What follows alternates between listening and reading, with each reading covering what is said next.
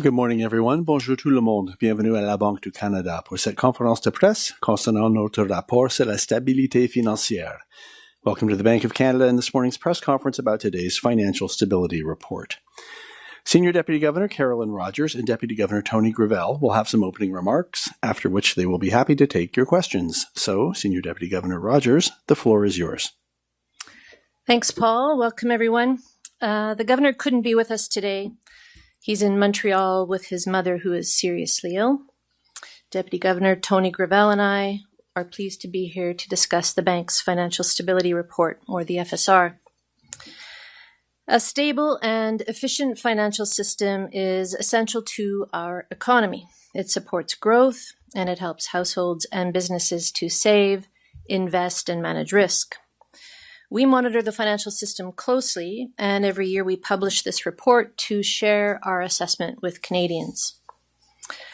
The FSR is very different from our monetary policy report. It's not a forecast, and it doesn't guide our interest rate decisions. Instead, it gauges the resilience of the Canadian financial system, and it explores key risks and vulnerabilities that could undermine that resilience. I'll start today with our overall assessment, and then I'll highlight a few areas that we're keeping a close eye on. Then Deputy Governor Gravelle will delve into the conditions across financial markets, households and businesses, banks, and non-bank financial intermediaries.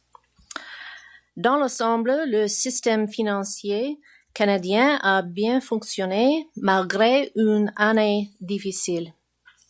La situation financière des ménages et des entreprises est stable et les banques ont renforcé leur capacité à absorber les chocs. Mais certaines parties du système sont plus vulnérables. Overall, Canada's financial system has functioned well through a challenging year. Households and businesses remain in stable financial condition, and banks have strengthened their capacity to absorb shocks. However, vulnerabilities in some parts of the system have increased. Stock and corporate debt valuations have risen and are high relative to historical norms. This makes markets more vulnerable to a sharp correction. The issuance of global sovereign debt is also rising, and hedge funds are playing a bigger role in that debt, often using borrowed money. In normal times, hedge fund activity helps keep markets running smoothly, but if conditions become strained, this activity could amplify stress and disrupt core funding markets. Individually, these vulnerabilities look manageable.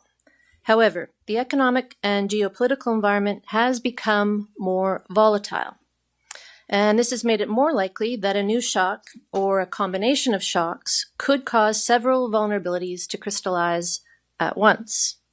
If this were to happen, these vulnerabilities could interact and reinforce each other. A cascading series of events could cause a sharp loss in investor confidence and lead to a spike in demand for liquidity or to rapid asset sales. Funding markets could come under pressure and stress could spread more broadly. To be clear, the FSR is not about what we expect will happen.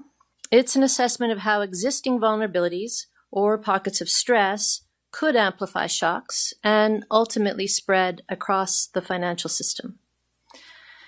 At the time of the 2025 report, we were concerned that tariffs and trade uncertainty could lead to market volatility, strains on liquidity, or even market dysfunction.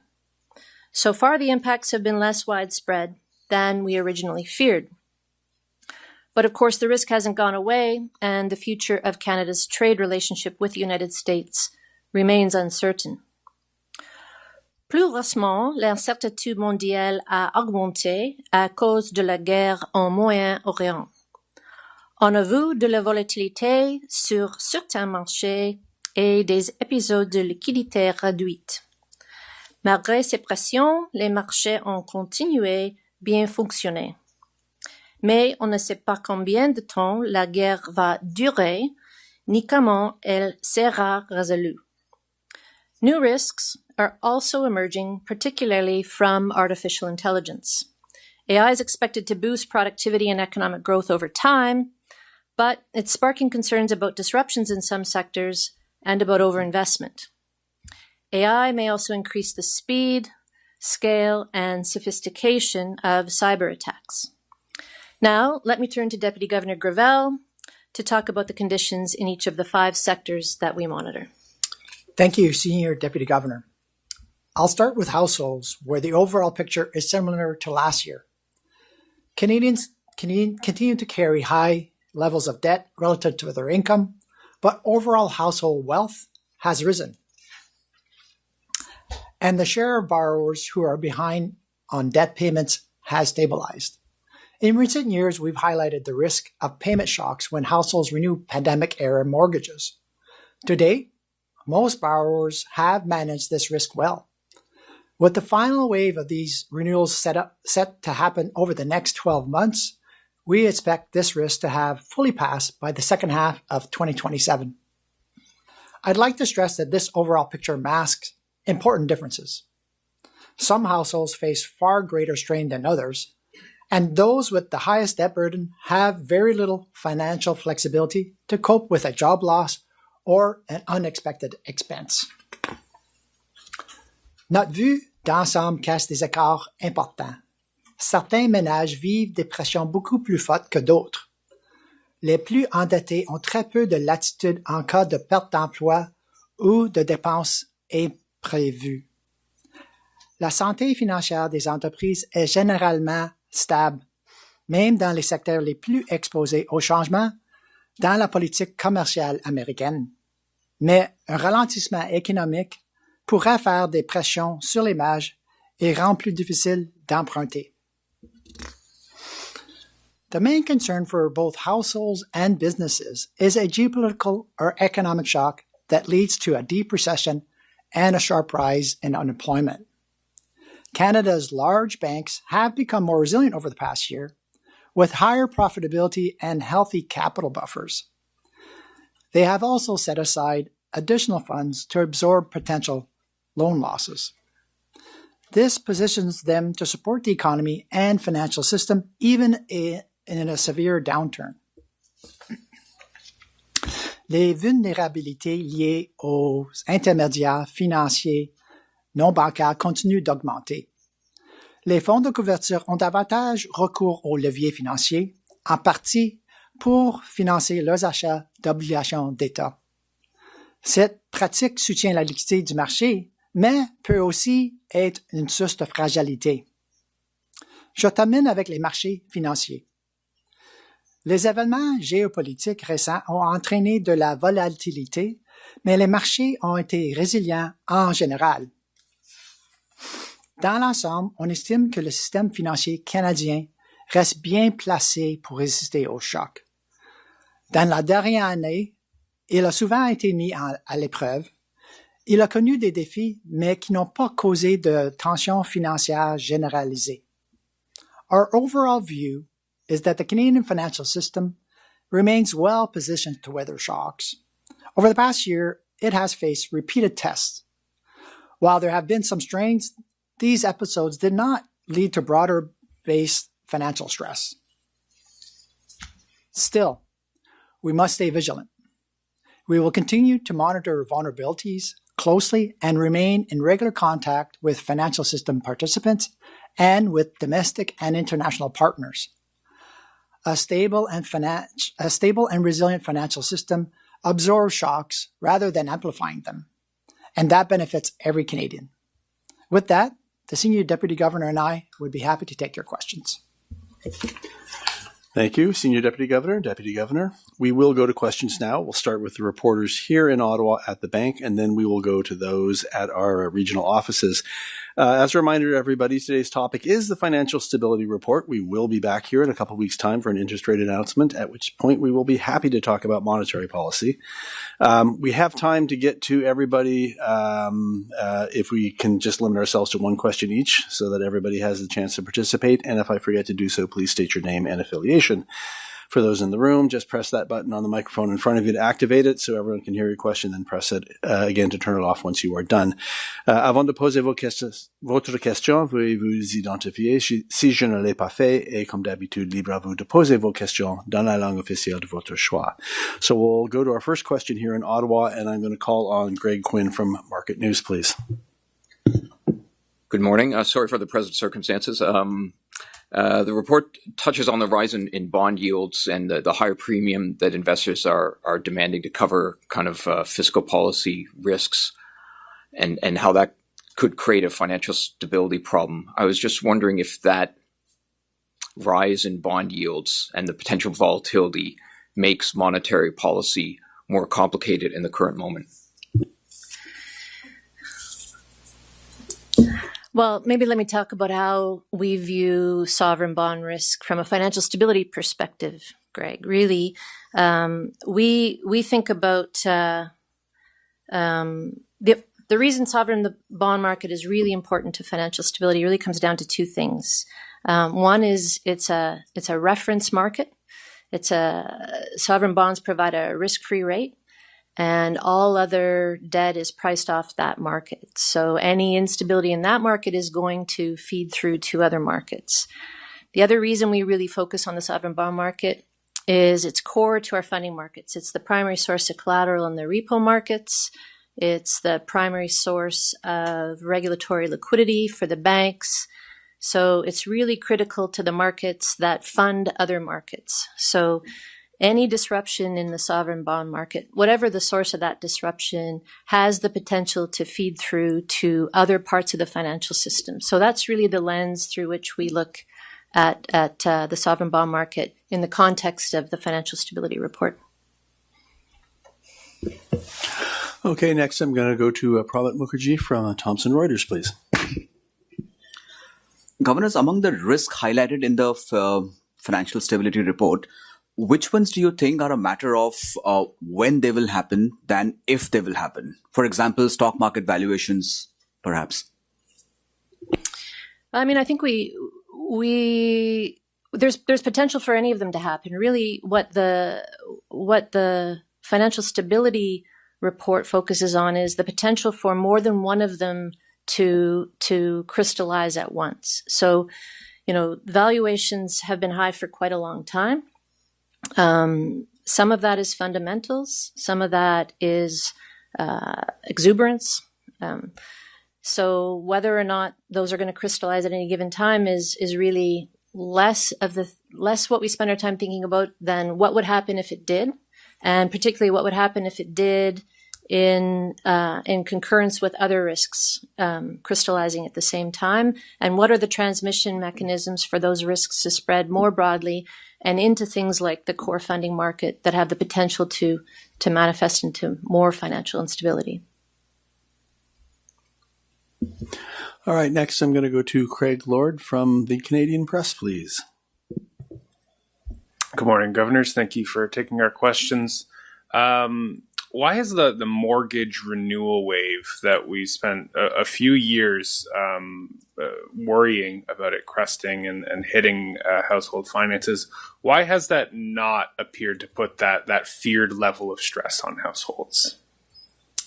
Well, I think there's a number of reasons, Craig. I mean, I would start with households have been prudent. I mean, I think we saw this wave coming. They saw it coming too. They saved. Some households have seen wage increases that helped absorb the payment shock. Rates did come down too. So at one point we were forecasting what the maximum payment shock would look like. But as rates came down, that shock got smaller. At the same time, we saw wage gains and savings offset that shock. Mortgage holders were also able to take advantage of some flexibility so they could reamortize their mortgage, particularly if the value of their home has gone up and they had a little bit more equity. So there was a whole bunch of factors, I think, that fed into that risk sort of gradually declining over time rather than increasing or playing out the way we were concerned it would. Okay, I'll go to Najud Al-Maliz from Bloomberg, please. Good morning. I was wondering if you could talk a little bit about how risks to financial stability have evolved compared to last year? Are they worse? Not worse? Well, I mean, Toni kind of went through each of the markets. I think in general, we would probably use the word stable, particularly in households and businesses. We've seen the risks sort of stabilize. I think if there's one area where we see a little bit more risk, it's in the hedge fund participation in the sovereign bond market. There continues to be high levels of leverage, and that, with the backdrop of a more volatile geopolitical environment, makes it more likely that trigger event could happen and disrupt those markets. All right, I'll call on Mackenzie Gray from Global, please. On the mortgage renewal side, at the last interest rate announcement, we heard the possibility of there being consecutive increases. It seems like we've missed the worst of what had been kind of projected in terms of the renewal situation. If we get into the scenario that you guys laid out before, where there could be multiple increases, how much of a risk do you view that to the housing market? Well, I mean, I think you could take some comfort in the fact that houses have absorbed that payment shock over the last few years. We do have regulatory measures in place that help buffer households. So the minimum qualifying rate, the stress test on mortgages, does test households against a higher interest rate than the contract rate. And that has proven a really valuable measure over the last few years. So that measure stays in place. That would help. But I mean, this is something we'll have to continue to watch. Okay, and our final question here in Ottawa is from Paul Vieira from Wall Street Journal. Good morning. A report from Equifax this week indicated insolvencies in Canada reached their highest level since 2009, prompting the leader of Canada's Conservative Party to claim that there is a bankruptcy crisis in Canada. Yet the financial stability report indicates that household finances are relatively stable. How do you square this circle? How do you make sense of these competing views of the state of household finances? Well, I mean, I can speak to the data that we used, Paul, but I'd maybe make a few points here. I think we have, for quite a long time now, the Bank of Canada has pointed at household and overall debt levels as a vulnerability. I think if you were to go back even before the pandemic, probably 10 years, you would find this point in our previous financial stability reports. So it's not a new phenomenon. I think in recent years, through the pandemic, at a household level, at least, we saw the ratios actually improve a bit. People were able to save a bit of money and pay down some debt. So we're off peak debt levels from a household perspective. At a business level, the data that we have in our financial stability report is really more at a corporate level. It's harder for us to get data in the small business sector. But the data that we're looking at in terms of balance sheets and stress indicators, including insolvencies, we have seen stability and even some decline in areas. So, but I think we're conscious that there are things that the data doesn't measure well. First of all, the gains that have helped households, the gains that we talked about that helped us through the mortgage renewals, income increases in household wealth that we talk about in the report, those aren't spread equally across households, of course. So there is some inequality there. There is no doubt still some households where those gains have either not occurred or not occurred to a level that are helping them deal with the higher cost of living. So there's still going to be some stress there. That stress is still going to show up in some of these surveys. And of course, the other thing that all the data, whether it's Equifax's data or our data, doesn't measure is how people feel, right? And it can be true that the data looks better and people still feel stressed. Canadians have gone through a lot of economic and financial stress over the last years. The headlines feel precarious, things feel uneasy. So even households that are coping well and able to make their debt payments, that all gives us really nice looking data. I'm sure there's still a level of stress there. So. Okay, we're now going to go to our regional offices, and I'm going to call first on Toronto, where I see Mark Rendell of the Globe and Mail has a question. Mark. Thank you very much. You mentioned in the report how a couple potential economic shocks could rebound onto the financial system, higher oil prices, a CUSMA renewal that doesn't go the way you want it to go, or the way Canada wants it to go.